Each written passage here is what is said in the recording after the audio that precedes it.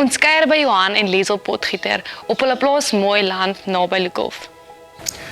Hallo Kenia, baie welkom hier in 'n koue en winderige Suid-Vrystaat. Dit is lekker om julle hier te hê. Johan, julle boerdery bestaan uit gemengde gewasse en 'n veekomponent. Ja Kenia, dis reg, ek is bevoorreg om saam met my pa en my broer te boer. Ons besproei uit die Oranje rivier en die Oranje Rietkanaal en ons plant hoofsaaklik koring, mielies en afhangende van die seisoen en die pryse plant ons van tyd tot tyd katoen en springmielies ook by en dan het ons so 'n stukkie aartappels wat ons plant en ons maar vertakking om ons besig te hou. Julle is net verby die finale stroopvenster families. Kon julle betyds die oes van die lande afkry? Ja Kenia, dit was 'n uitdagende seisoen geweest met uiterstes baie warm Januarie en Februarie en weer 'n baie nat Maart en April.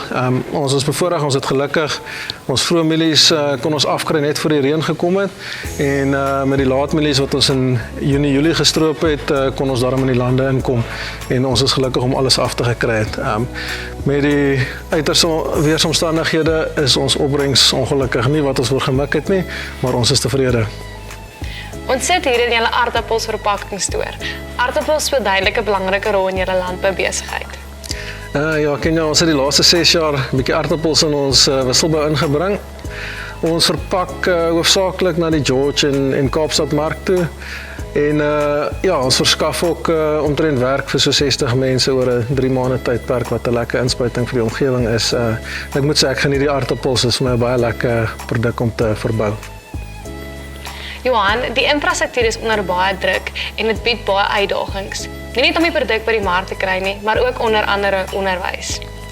Ja, Kenia, almal weet die infrastruktuur in die platteland is 'n groot uitdaging.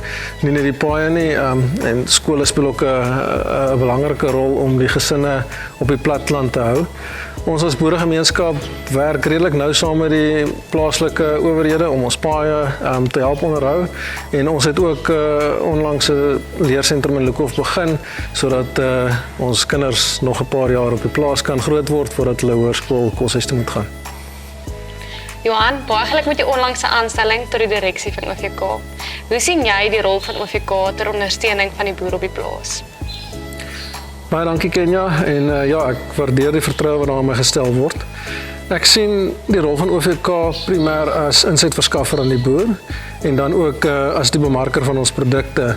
En in beide die gevalle is dit vir my belangrik dat die waarde wat geskep word deur OVK se bedingingsmag en skaal moet deurvloei na die boer toe sodat die boer die voordeel in sy eie besigheid kan sien. Dan sien ons ook met die onttrekking van finansiële instellings uit die platteland uit dat OVK 'n groter rol moet speel in produksiefinansiering om sodoende ook voedselsekerheid te verseker. Johan, ons het baie lekker by jou en Liesel gekuier. Ons wens jou alle sukses met die boerdery en voorspoed met jou rol op die direksie van OVK. Kenia, baie dankie, dit was regtig lekker om saam met jou en OVK Media te kuier vandag.